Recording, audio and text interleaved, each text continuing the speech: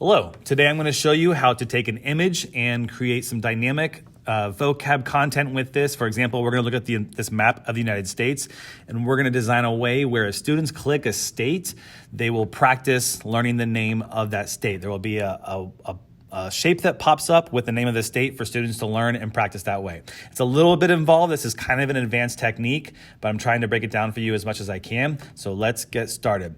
So first thing we're going to do is we're going to look at the good old state of Indiana, and we're going to make this so that when students click on this area of the map, that the word Indiana will show up and then it will disappear. So students can do that with all 50 states. We are not doing all 50 states in this tutorial, but you're gonna understand the idea real fast. So the first thing I wanna do is I want to create a shape.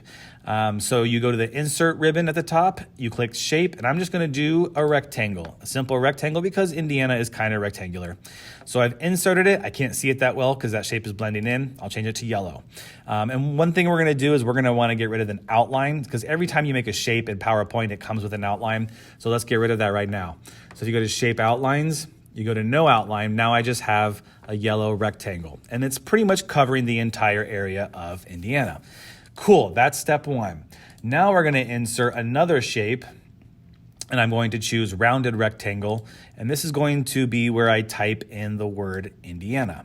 I'm gonna make that a more rounded. I type in Indiana, looks good. I'm gonna make it a little smaller, so I'm gonna do some formatting things. I'm gonna change that to a black, give it a white outline just to make it a little more appealing. And again, while this is a tutorial for PowerPoint, there are a lot of things you can do to make things look a little more aesthetically pleasing. I'll make it a little smaller. We don't need it to be that big. Change the font.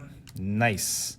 Looks pretty good. So what's going to happen is once a student clicks on any portion of the yellow square, the word Indiana will pop up, will linger for a few seconds, and then will disappear. And I'm going to show you how to make that happen. So first things first. Oh, I see this. I'm gonna add a shadow to it. This is just what I do. I have to have a shadow on it. All right, so we're gonna make the Indiana box, the shape, show up. So once I've selected that, I'm gonna go to animations, and then I want to select any of these nice entrances. I like to stay in the middle area because they're not too boring and they're not too flashy. So I think I'm gonna do an expand. Yep, that's gonna look real good.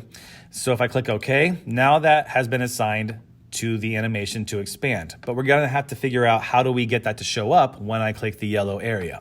So this is the rounded rectangle, right? And this is the rectangle. That's gonna be important. So if I select my rounded rectangle, I want the animation to show up when I click on the rectangle. So I'm gonna trigger it. So I trigger the animation by, first of all, selecting that shape. I go to trigger here at the top, on click of, and I wanna select rectangle 4. So now, if we do this right, when I press the slideshow, which is just the F5 key, so if you ever wanna really quickly see your PowerPoint slide show, just click F5, it'll show up. You can see that I have an arrow as I hover around, but once I get to the yellow square, now it's become a hand, which means anywhere I click, the word Indiana is gonna show up, okay? That's great, that's what we want. But we want it to go away after a few seconds. So we're gonna do something else. So go back to selecting that shape of Indiana, and now we're gonna add an animation. So we already have one animation to it, which is showing up, and now we wanna make it go away. So we're going to do an exit effect. So I wanna select more exit effects, and I want it to kind of mirror the way it came in. So I'm gonna select contract. Nice. So now if I go to my animation pane, which the animation pane is gonna be really important. So what I have here is I have a trigger for this showing up, but I have nothing going on for the exit.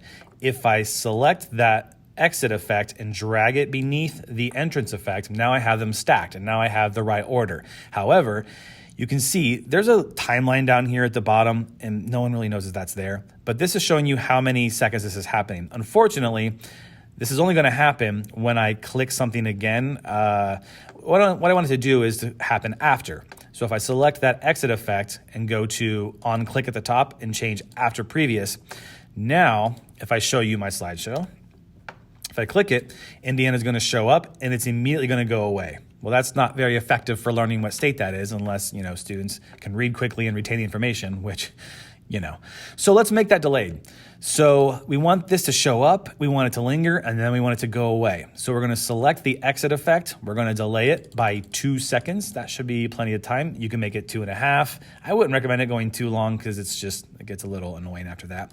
So now, if I restart it and I click on Indiana, it shows up, I read it, acknowledge it, and then it goes away. Great. That's what we want. That's pretty easy, right? So, but we have this yellow square, this yellow rectangle that we don't want to be there. So let's get rid of it. We're going to change the opacity or the transparency of the yellow shape. So I select it, I go to Shape Fill. I'm in the Drawing Tools format, Shape Fill, more fill colors, and we're simply going to slide the transparency bar all the way to the right to create 100% transparency. Once I hit OK, you're gonna see that the yellow will become clear. It's still there, there's still the shape, but it's just entirely clear. So we can see right through it. So now we have the illusion of something incredible where if I just simply look at this picture and I click on Indiana, bam, Indiana pops up and then it goes away. Okay, we have 49 states to go. This is real easy. This would be a very time-consuming task, but it's not too difficult to do most of it because a lot of these shapes are going to be kind of square in nature. So we're going to select both of those shapes, and we're going to hold down the Control button. And once I hold down Control, you see that my forward arrowed is going to change to an arrow with a plus. That means that once I click this shape and drag it, I'm duplicating everything that I just did. And look to the right. I now have the Indiana thing, the first one I did, and now I have an exact duplication of it, which is going to be pretty sweet. So stay with me. Let's go to Colorado, because that's a square. So I have the exact same thing from Indiana, but now it's over Colorado. If I select that square behind it and I start adjusting the size of the square, and I even rotate it just a little bit, I can pretty much get that looks great. That's going to cover the entire area of Colorado. Let's change it to Colorado. And it's done. I have 2 states. So if I go to Indiana, bam. If I go to Colorado, there it is. They linger, they go away. It's the exact same thing. It's pretty nice. But we got some states that look a little interesting. Let's go to Idaho. That's not really a rectangle. It's got this weird part to it. This is going to be real easy. So let's go to Insert. We're going to go to Shape, and we're going to click on this button over here that says Freeform. And that's how we're simply going to trace. It doesn't have to be exact. Why don't waste your time with that. Just kind of get in the general area of what the border for Idaho looks like. Once I've completed it, that looks pretty good. That's relatively Idaho, right? We're just going to take Colorado and put it on top of, and I control clicked and dragged to get to Colorado. I think we can reroute this. So now that I have this Colorado, I want things to happen when I click on Idaho. So let's select this Colorado. I'm actually going to get rid of this over here. I don't need that. But go ahead and click on Colorado. We're going to do the same thing we did before. Where did we go? I'm drawing a blank. Okay, animations. We want to add an entrance. Let's add an expand. We're going to add to it because we don't want to erase that. We're just going to add to it. And we're going to contract. Select this as delayed by 2 seconds. You could type it in there. I just like clicking buttons.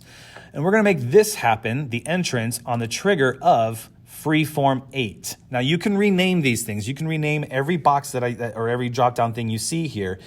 I'll show that in a second. But this is the only freeform, so I just select Freeform. Now I have another thing. I click that exit down there. Something's not right. Oh, yeah, it is. No, it's not. We'll find out in a second. Let's change this to Idaho.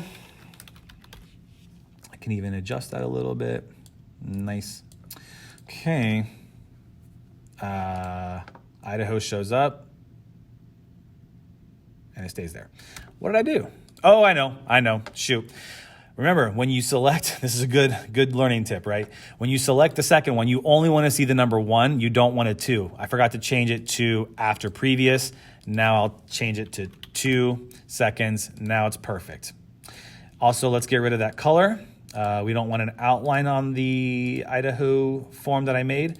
We'll change the transparency. See how fast this all becomes once you learn how to do it. Cool. Indiana, Colorado, Idaho. Awesome.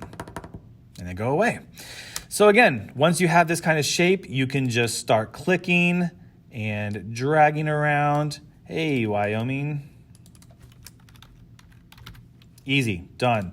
Let's go to South Dakota. It's not exact, but we have that shape behind it. So we can change the border that is going to be South Dakota. South Dakota or South Dakota. Sorry for that.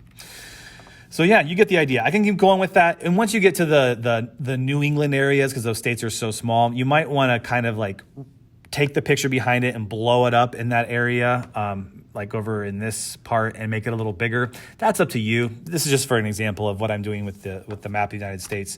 But again, there are the states that we just made. Isn't that pretty cool? So yeah, you can do this with any kind of map you have, a picture if you want to label parts of the body, if you want to, I mean, the possibilities with this are so infinite that you can think of anything you can do creatively. So if you have any questions about this, let me know what you got and I'll be glad to help. Best of luck.